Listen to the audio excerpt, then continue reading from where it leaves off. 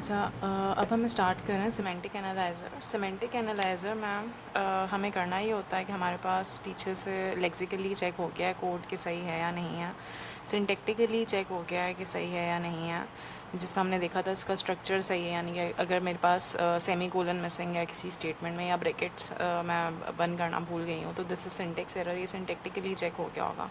Semantic analyser का अब क्या काम होता है, सिमेंटिकली वो कोड को देखेगा, यानी कि उसके मीनिंग्स को देखेगा कि वो सही है या नहीं है।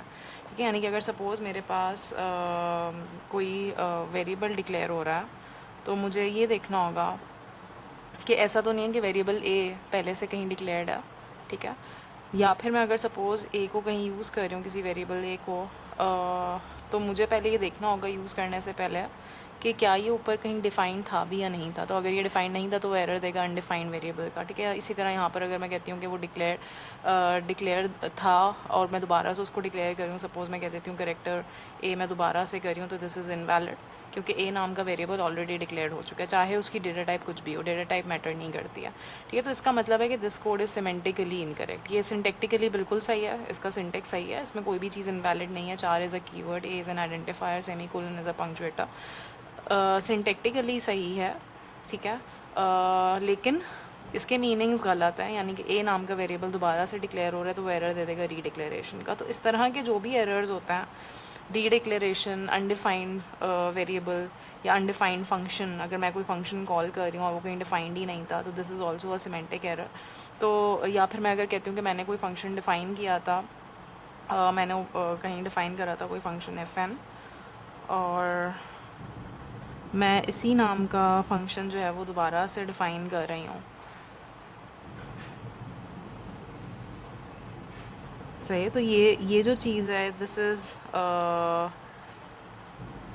करेक्ट। एक ही नाम के दो फंक्शंस हो सकता है, लेकिन सिर्फ डिफरेंस क्या होता है, अगर हम फंक्शन ओवरलोडिंग भी कर रहे हैं, सेम नाम के फंक्शंस हो सकते हैं ओवरलोडिंग में, लेकिन सिग्नेचर मैटर करता है, सिग्नेचर डिफरेंट होना चाहिए। अब सिग्नेचर यहाँ पर क्या डिफरेंट है, यहाँ पर सिग्नेचर डिफरेंट नहीं है, यहाँ पर रिटर्न टाइप वॉइड है, यहाँ पर इंट है, इससे सिग्नेचर चेंज नहीं हो जाता। सिग्नेचर में क्या क्या चीज़ें ऐड होती हैं, फंक्शन का नाम, उसके साथ उसकी पैरामीटर लिस्ट। ठीक है, हम रिटर्न टाइप को नहीं देखते हैं फंक्शन ओवरलोडिंग करते वक्त। ठीक है, तो इसका मतलब है कि यहाँ पर मेरे पास इंटीजर ए है, यहाँ पर भी इंटीजर ए है, तो पैरामीटर्स बिल्कुल सेम है, यानी कि एक ही पैरामीटर और इंटीजर टाइप का ही है, तो यहाँ पर ओवरलोडिंग नहीं होगी। सही है, तो ये कौन सा एरर होगा, सिंटेक्टिकली कोड सही है, मैंने कोड फंक्शन डिफाइन सही तरीके से करा, रिटर्न टाइप भी लिखे, पैरामीटर्स भी लिखे, लेकिन सिमेंटिकली ये कोड इनकरेक्ट है।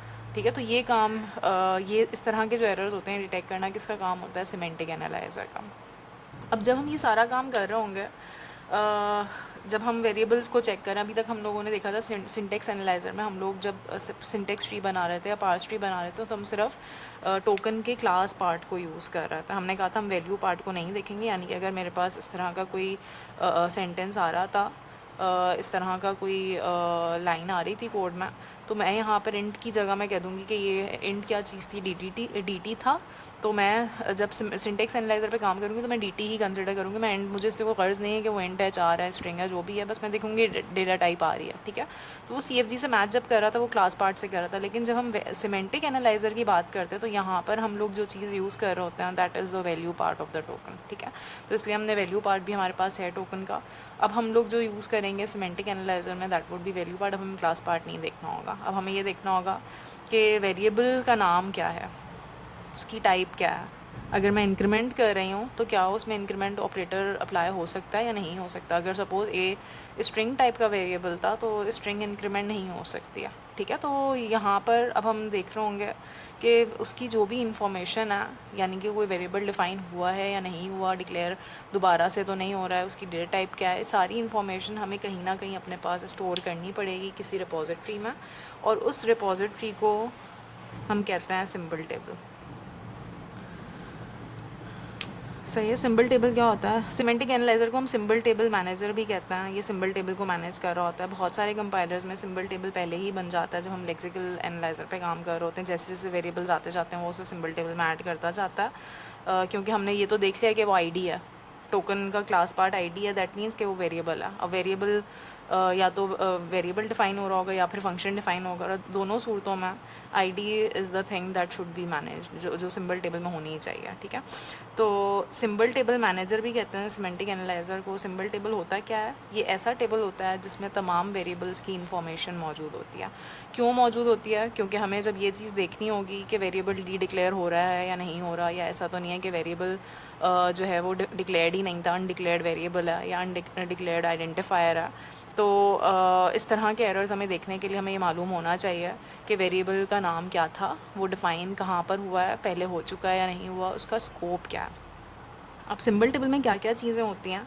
सिंबल टेबल में हम लोग तीन चीज़ें ऐड करते हैं, और ये वेरी कर सकता है फ्रॉम कंपाइलर टू कंपाइलर। जब हम ऑब्जेक्ट ओरिएंटेड के लिए कंपाइलर में बना रहे होंगे तो हो सकता है उसका सिंबल टेबल डिफरेंट हो, क्योंकि वहाँ पर मेरे पास क्लासेस भी हैं, क्लासेस का स्कोप अलग होगा, फंक्शंस भी होते हैं, कंस्ट्रक्टर्स भी होता है। तो उस हिसाब से हमारे सिंबल टेबल में जो कॉलम्स हैं वो चेंज हो सकते हैं। लेकिन जो बेसिक सिंबल टेबल है उसमें ये तीन चीज़ें तो लाजमी होती हैं। वेरिएबल का नाम होता है, उसकी टाइप होती है, और उसकी स्कोप की इंफॉर्मेशन होती है। सही है। तो वेरिएबल का जो नाम होगा, यानी कि अगर सपोज़ मैंने यहाँ पर कोई वेरिएबल डिफ़ाइन करा था दैट इज़ ए, तो मैं यहाँ पर लिख दूँगी वेरिएबल का नाम ए। टाइप उसकी क्या है? इंट है। और स्कोप उसका क्या है? अभी फ़िलहाल मैं स्कोप की अभी बात करेंगे, बाद में तो मैं बताऊँगी स्कोप क्या होगा, लेकिन फ़िलहाल मैं कह देती हूँ स्कोप अभी हमें नहीं पता, ठीक है। इसी तरह जब हम वेरिएबल बी डिफ़ाइन कर रहे हैं तो वेरिएबल बी एक वेरिएबल है, टाइप इसकी इंटीजर है, स्कोप इसका कुछ भी है, ठीक है। इसी तरह जब हम करेक्टर ए डिफ़ाइन कर रहे हैं तो हम दोबारा से यहाँ पर लिखेंगे character A and scope this. अब यहाँ पर जब हम सिंबल टेबल में एंटर करेंगे तो वो करेगा ये है कि वो पहले पूरे सिंबल टेबल को जाकर चेक करेगा कि ऐसा तो नहीं है कि ए नाम का वेरिएबल पहले कहीं डिफ़ाइन हुआ है with in the same scope. Scope की इंफॉर्मेशन रखना इसलिए ज़रूरी है कि अगर मैं एक ही स्कोप में दो वेरिएबल्स बना रही हूँ विद द सेम नेम तो वहाँ पर मसला होगा। अगर मैं डिफरेंट स्कोप्स में बना रही हूँ तो फिर तो मसला नहीं है। यानी कि अगर सपोज़ करो कि मैंने यहाँ पर एक फ़ंक्शन बनाया था मेन का, और मैं मेन के फंक्शन के अंदर ही मैंने एक इंटीजर ए लिख दिया और नीचे करेक्टर ए लिख दिया, तो ये चीज़ तो इनवैलिड है, ये चीज़ नहीं हो सकती है, सेम स्कोप है। लेकिन अगर मैं सपोज़ कहती हूँ कि फंक्शन मेन का था और एक और मैंने फंक्शन बना दिया है, और इस फंक्शन के अंदर मैं यहाँ पर डिफ़ाइन कर रही हूँ एक वेरिएबल ए, तो ये एरर नहीं है। This is perfectly fine code, ठीक है। यहाँ पर इंटीजर ए इस स्कोप के अंदर है, यहाँ पर इंटीजर ए इस स्कोप के अंदर है। तो अगर स्कोप्स डिफरेंट हों तो फिर तो मसला नहीं है, लेकिन एक ही स्कोप के अंदर सेम नाम का वेरिएबल नहीं हो सकता। तो इसलिए हम कहते हैं कि सिंबल टेबल में स्कोप की इंफॉर्मेशन भी रखना ज़रूरी है, ठीक है। वो स्कोप की इंफॉर्मेशन किस तरह होगी बाद में देखते हैं। फ़िलहाल यहाँ पर देखो कि अगर ए नाम का वेरिएबल डिफ़ाइन हो रहा है, सपोज़ मैं कह देती हूँ ये स्कोप S1 था और जो मेन का स्कोप था, और ये जो स्कोप था दिस वाज S2, तो वो ये देखेगा कि ए नाम का वेरिएबल स्कोप S1 में नहीं है तो ठीक है, लेकिन अगर ए नाम का वेरिएबल स्कोप S1 है तो फिर this is a semantic error और वहाँ पर वो एरर रिपोर्ट कर देगा, ठीक है। अगर नहीं है तो फिर वो सिमेंटिकली बिल्कुल सही है।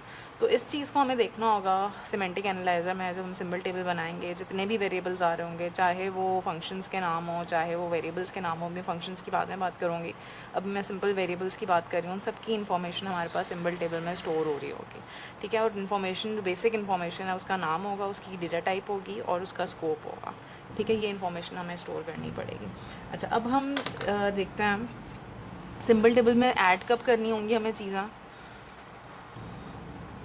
अब देखो वेरिएबल में दो चीज़ें होती हैं, या तो हम वेरिएबल्स को, अब मैं सिर्फ वेरिएबल्स की बात कर रही हूँ, फंक्शंस की हम बाद में करेंगे बात, या तो मैं वेरिएबल को डिफ़ाइन कर रही हूँ कहीं या डिक्लेयर कर रही हूँ, या फिर मैं वेरिएबल को डिफ़ाइन का वर्ड नहीं मैं कह रही हूँ डिक्लेयर कर रहा, सही है, उसकी डिक्लेरेशन हो रही है, या फिर हम वेरिएबल को यूज़ कर रहे हैं, सही है। जैसे अगर हम कह रहे थे A++ तो हम वेरिएबल भी यूज़ कर रहे हैं, और डिक्लेयर का मतलब है कि हमने उसकी टाइप के साथ उसको डिक्लेयर करा।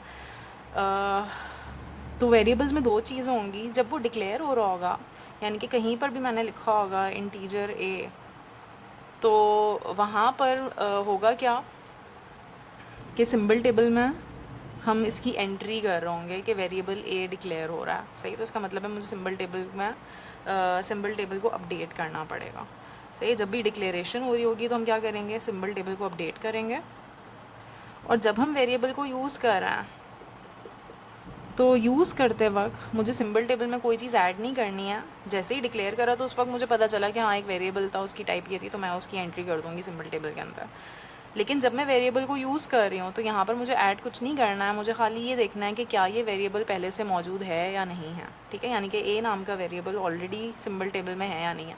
अगर ए नाम का वेरिएबल नहीं है और मैंने इस तरह का स्टेटमेंट लिख दिया है तो फिर तो वो एरर दे देगा अनडिक्लेयर्ड वेरिएबल का।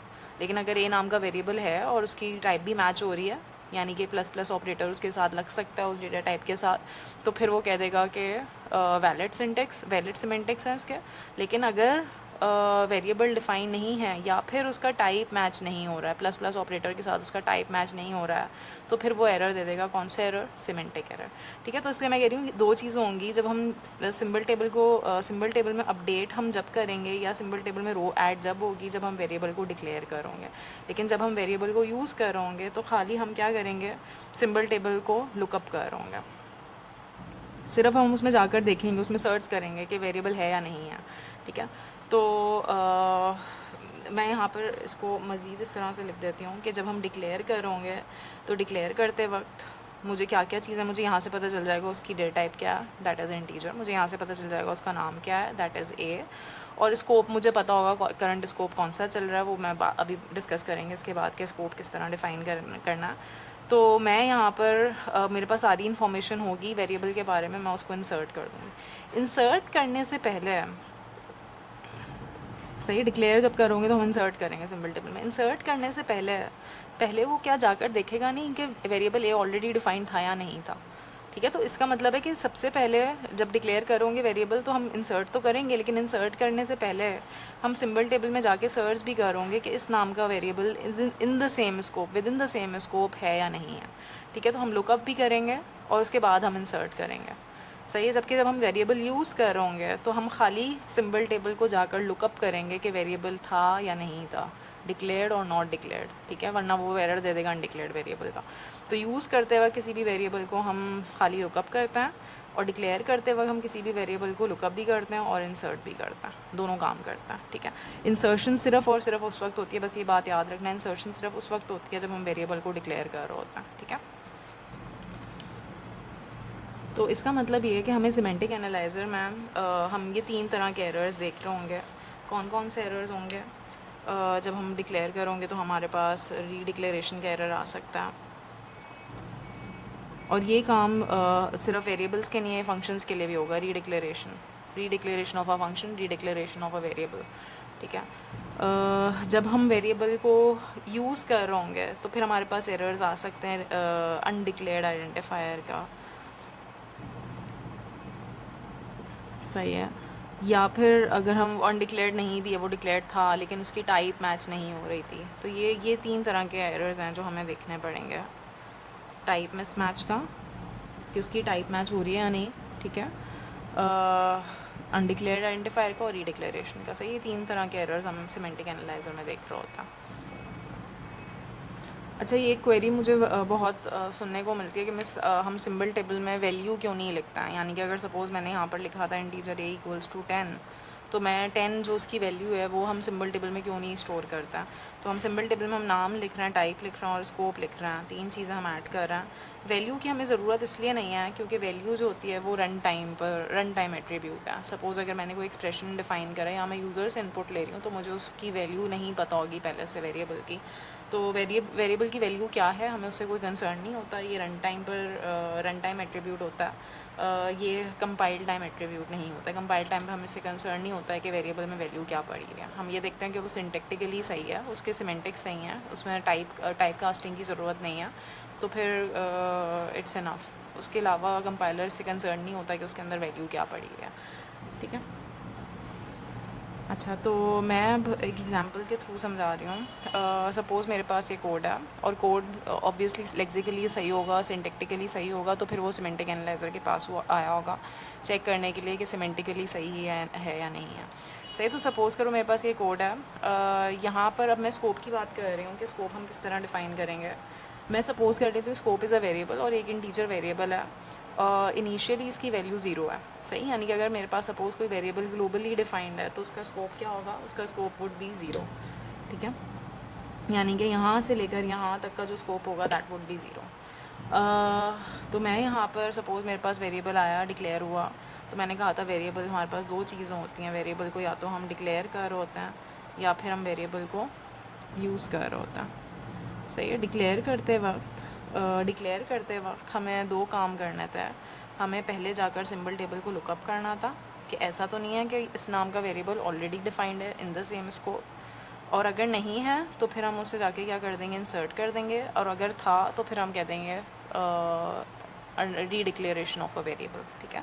एरर डिस्प्ले करवा देंगे रीडिक्लेरेशन का। तो इसका मतलब है कि जब भी मेरे पास इस तरह का वेरिएबल आया तो मुझे यहाँ से पता चल गया उसकी टाइप क्या है, दैट इज़ इंट, ठीक है।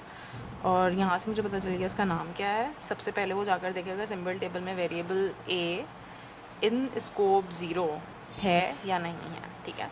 तो इसका मतलब है कि जब हम लुकअप करते हैं तो लुकअप हम कॉल करते हैं, लुकअप एक फंक्शन होगा जिसे हम कॉल करेंगे नेम और स्कोप के साथ, ठीक है। हम उसको उसका नाम देंगे वेरिएबल का और उसका स्कोप देंगे, और वो लुकअप करके मुझे बताएगा कि वेरिएबल इस स्कोप के अंदर है या नहीं है। टाइप हम नहीं देखेंगे डिक्लेरेशन के वक्त, हमें लुकअप करते वक्त हमें ये नहीं देखना होगा कि उसकी टाइप क्या है, क्योंकि टाइप मैटर नहीं करती है। मैंने पहले भी बताया था, अगर मेरे पास सपोज इंटीजर है और मैंने एक और वेरिएबल डिफाइन करा है कैरेक्टर ए, सही है, तो ये एक इनवैलिड डिक्लेरेशन है, क्योंकि टाइप कुछ भी हो, नाम सेम नहीं होना चाहिए, ठीक है।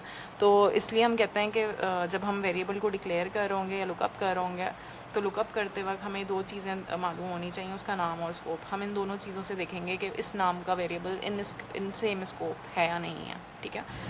नाम उसकी टाइप कुछ भी हो, उससे मैटर नहीं होता, तो इसलिए हम लुकअप करते वक्त टाइप की इंफॉर्मेशन नहीं दे रहे हैं, सही। तो मेरे पास इंटीजर था वेरिएबल ए और स्कोप की वैल्यू है ज़ीरो, ठीक है।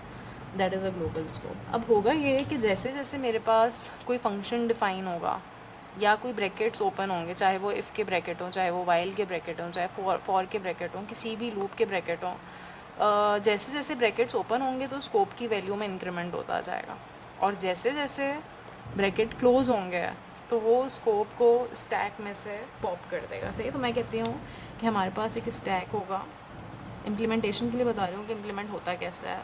स्कोप इनिशियली स्कोप की वैल्यू ज़ीरो है तो हम स्टैक के अंदर पुश कर देंगे ज़ीरो, तो इसका मतलब है जो भी चीज़ टॉप ऑफ द स्टैक पर होगी ये तुम्हारा करंट स्कोप है, करंट स्कोप इज़ ज़ीरो। जैसे ही फंक्शन स्टार्ट हुआ तो यहाँ से एक नया स्कोप स्टार्ट हो गया, दैट इज़ स्कोप वन, तो वो स्कोप के वेरिएबल में इंक्रीमेंट कर देगा और स्टैक में पुश कर देगा वन। अब जो करंट स्कोप है दैट इज़ वन। जैसे ही ब्रैकेट क्लोज होगा तो ये स्टैक में से पॉप कर देगा और स्कोप की वैल्यू को इंक्रीमेंट कर देगा, दैट वुड बी टू, जैसे ही नया स्कोप स्टार्ट होगा, ठीक है। तो अभी हम देखते हैं किस तरह से होता है। तो नया मेरे पास एक फंक्शन स्टार्ट हो रहा है तो स्कोप की वेरिएबल में इंक्रीमेंट हुआ, वो पुश हो गया स्टैक के अंदर। फंक्शन में वेरिएबल डिफाइन हो रहा था एक्स, तो मैं यहाँ पर वेरिएबल लिख दूँगी एक्स। इंटीजर पहले जाके लुकअप करेगा एक्स नाम का वेरिएबल स्कोप वन है या नहीं है तो वो इंसर्ट कर देगा।